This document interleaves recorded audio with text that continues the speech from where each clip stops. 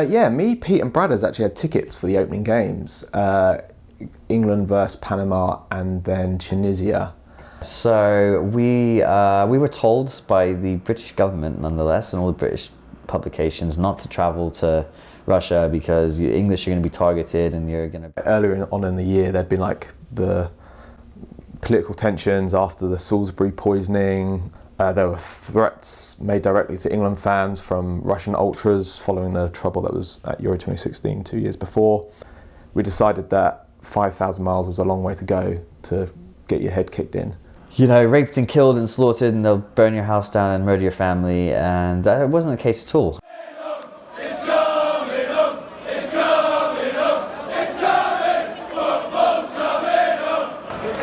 I watched the first game on my sofa and I remember just being so gutted because it looked great out there, and I was like, I've got a few tickets in my drawer for this game, which I couldn't even sell for it.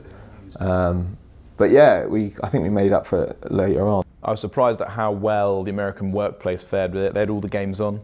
They let you take the days off to watch said countries' games. I suppose that's what you call it. The big one was Panama. I think that was a 7 a.m. kickoff or something ridiculous. So getting down to the Guild of Smithfield Hall to go and watch that. My memory's quite bad about all that kind of stuff. I just remember wearing my favourite England shirt. We were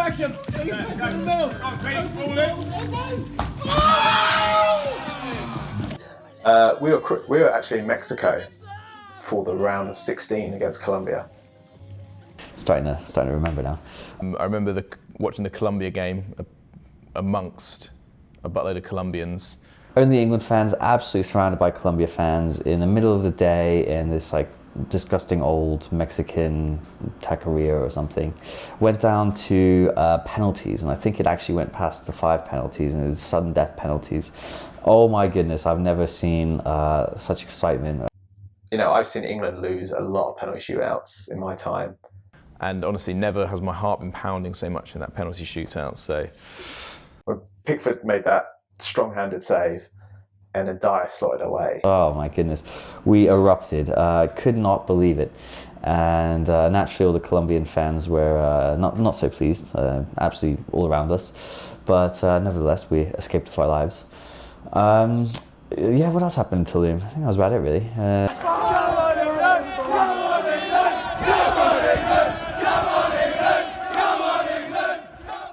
Yeah, for the quarter-final against Sweden, we watched it in Legends, which is like the jewel of the crown of like Manhattan football bars. This was a lot more rough and ready. This was more like watching it back home. You know, a bit of, you know, proper good sing-songs. Wanker signs made to the TV. Bit of outdated jingoism, but you know, part and parcel of it, I guess.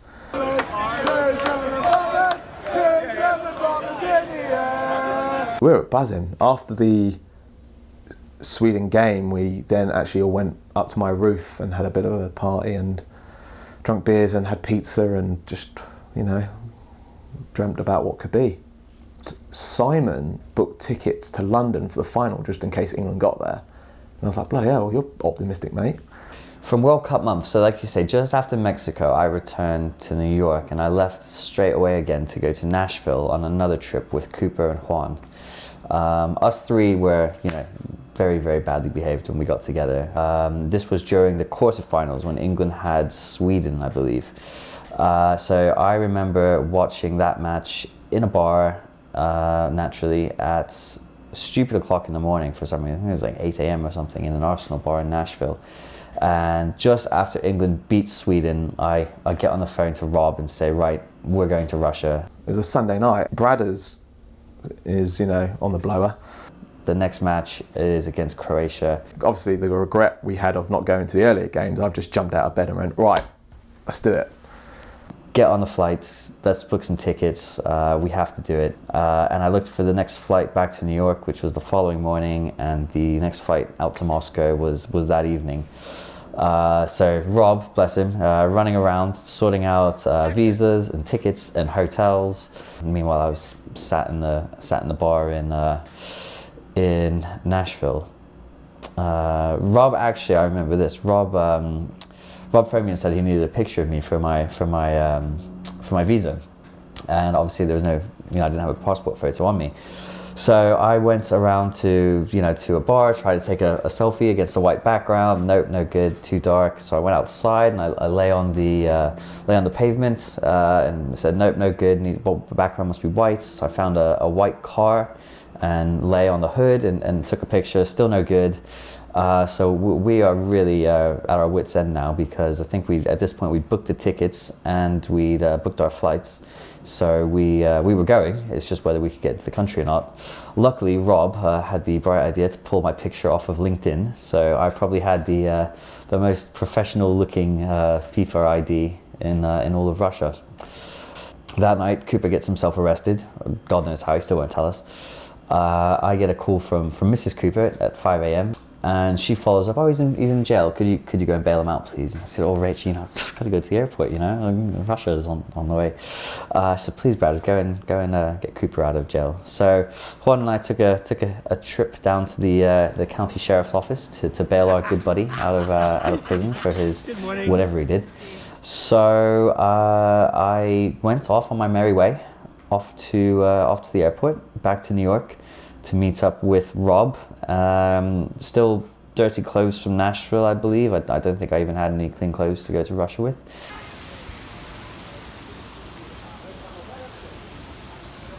Oh God, yeah. So next day, woke up, jumped on the L line. The L line broke down on the way to JFK, and I had to get a taxi. And I remember going through Brownsville, and what popped into my head was the photo of Mike Tyson wearing a England shirt, which was actually the first England shirt that I ever owned as a boy. For some reason, I just thought, yeah, it's a good omen. I guess you get desperate in these sort of situations. Here we are on our merry adventure that's been so well thought out from 18 hours ago, and here we are. We have match tickets on our way to a Mickey Mouse hotel. Don't know where it is. Whatever the tickets were, I found them on StubHub, the only ones available. Didn't even look at it, just clicked bought. We don't know whether our visas are gonna hold up and work because they've not been registered long enough. We've got some email from FIFA saying, here's your fan ID. Either way, we're pumped. We're at the airport, we're having a few beers, getting ready for our comedy flights, thinking, is this actually gonna work? Touchdown in Russia, here we are. First test, does the visa work? Can we get through customs? Yes, okay, that's a result. After a lot of scrutiny, a lot of sweating in the customs, we're through.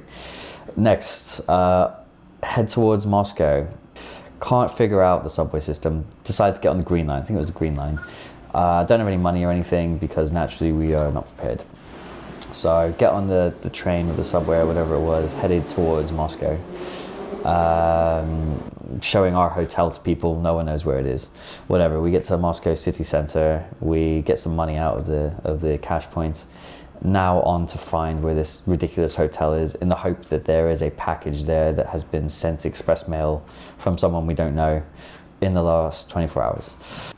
We're doing a cheeky little film. B-roll. B-roll. To all the Rob Oliver fans out there. Let's get a bit of Either way, find the hotel. It's on the right outskirts of town. It's filthy, disgusting, horrible area. It was attached to a rank strip club. But we check in. The hotel exists, so that's 2 out of 4 completed. Okay, fine. And as we're signing in, a lady behind the desk reached over and said, "Mr. Oliver, a parcel has arrived." It was very Moscow. Here we go. Okay, we're in business here. There's 2 tickets. They look legit. We have our FIFA printout. Now we need to find a fan zone as fast as we can to get an ID card printed before the match the following day. Managed to do that. We link up with some old British boy. What was his name? It was a proper it was like Barry or something. Terry, that was it. Yeah. I mean, like Chelsea tattoos. It looked rough. He'd been a private military contractor for an oil rig or something, or worked security on an oil rig. Either he had some great stories. So we trot off with him to get our fan IDs together, get those sorted out, and we can finally breathe a sigh of relief. We've the flights have worked, the visas worked, the tickets were there. We've got our IDs. Everything's looking good for the match tomorrow. Off we go, a night of boozing, great night out. You know, Russia, Moscow is an absolutely beautiful city, highly recommend. We get talking to local barmen, and as all the bars are shutting down, we said, you know, we want to keep going. Is there anywhere you can recommend? And he says, well, I'm not sure I should recommend it or not, but just down the road, down this back alleyway in this basement, there's a bar that'll be open. He said, I need to warn you, this is an ultras hooligan bar, but you know, as long as you don't do anything stupid, you should be all right. We've got 2 shots of Jägermeister. Fucking beautiful. Minded our manners and had a fantastic night drinking with ultras in their hooligan bar. You know, met a couple of them, started having a few drinks, having a laugh, and you know, we sort of said, well, you know, the press has painted you guys in a really bad picture. What's going on? And they said, look, you know, we see fighting as a sport. You know, we're not gonna fight people who don't want to fight. But yeah, if you wanna have a ruck, then we'll happily stamp your head in. So I think that was a change point for me. We saw them as these sort of like violent terrorists, you know, targeting the weak before, whereas, you know, in reality they just see it as a bit of sport. They did also mention that the police had gone around to all of the leaders of the ultras and said, if you're involved in anything, you're going to go straight to jail. Very misunderstood people, is what I'd say. We had a great old time, didn't we, Robert? So what do we do the next day? Next day in Russia, decide that we'll try to be a little bit cultural. Go and have a look at the Kremlin, at the whatever it is, the opera house thing, the Boyishka, whatever it's called, all the Russian landmarks. We go and look at those. I get a call from my friend who works at the Daily Mail saying, oh, you're in Russia. Can I interview you for the Daily Mail? And we think, fuck it, why not? Might as well. Failing to take into the fact that we'd lied to our bosses about going there and about all of our antics, we get put on the front page of the Daily Mail Sport with this great picture of us in Russia. So nice little memento for the trip, even if it didn't cause a bit of a bollocking when we eventually got back to work.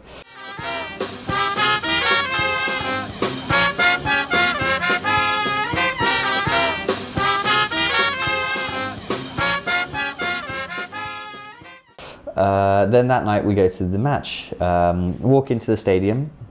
You know, we're pumped for it. We're all boozed up. We're ready to go. You know, we're singing. Everything's looking great. We get in. Our tickets work. You know, all clear sailing ahead. The steward says, "Just down this way, please." And I'm like, "Yeah, all right, okay, good seats." We hadn't actually looked at the seats because they were the only tickets available, so we just assumed they'd be in the gods. Turns out they were 7th row behind the goal, and oh my goodness, what a view! That was a nice surprise to get on the day of the match, to be sat in such great seats. I'm sure you remember the 7th minute. I'd just come back with 4 pints for us each. Who was it? Trippier with a beautiful goal over the wall to the left, curling left foot, hits the back of the net. 1-0 up against Croatia in the semi-final. All the beers go up, and in the stadium it must have been about $100 of beer straight up. So we're drenched, we're singing, we're having a great time. We don't have any beers, but that's okay. Either way, as the match unfolds, Croatia come back, and they come back again. Either way, we lose 2-1. My counterpart on the team was also French, so a little bit of friendly rivalry there. Watching, we did go out to France, didn't we? We didn't go out to France, did we? Croatia. Fuck. Time. People obviously just pretending to like football. It doesn't at all. Pretends to like Arsenal. It doesn't. My counterpart's Croatian, so a bit of a friendly rivalry watching England go out to Croatia there. Who did we lose to again? Croatia. Yeah, that was tough. I'm just so numb. I'm so used to England not doing well. It seems to be doing pretty well in the rugby these days. That was today, by the way, for you, all you folks out there. I did not wake up at 4 a.m. to watch it.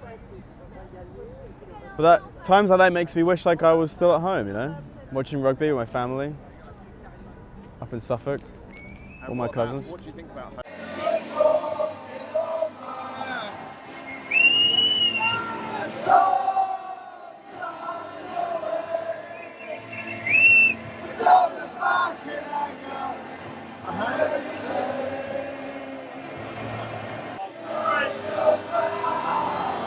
not the ideal scenario, but we're not going to let it ruin our trip.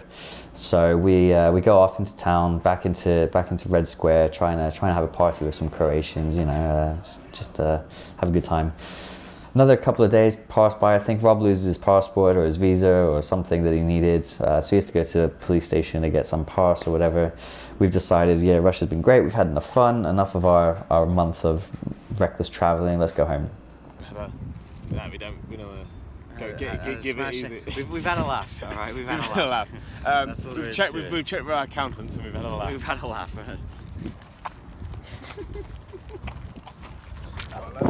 What a trip. I don't think I've ever drunk as much. Never had so many lucky decisions go our way. I suppose the airport, the getting spiked in Warsaw was payback for everything else working out for us on the front end of the trip.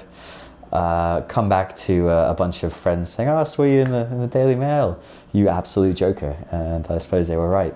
So I had to get that stick from the boss on Monday morning. But what a trip! We'll do it all over again, and look forward to doing it again in the Euros. I don't know how we're going to top what happened on that trip, but we'll have to think of something.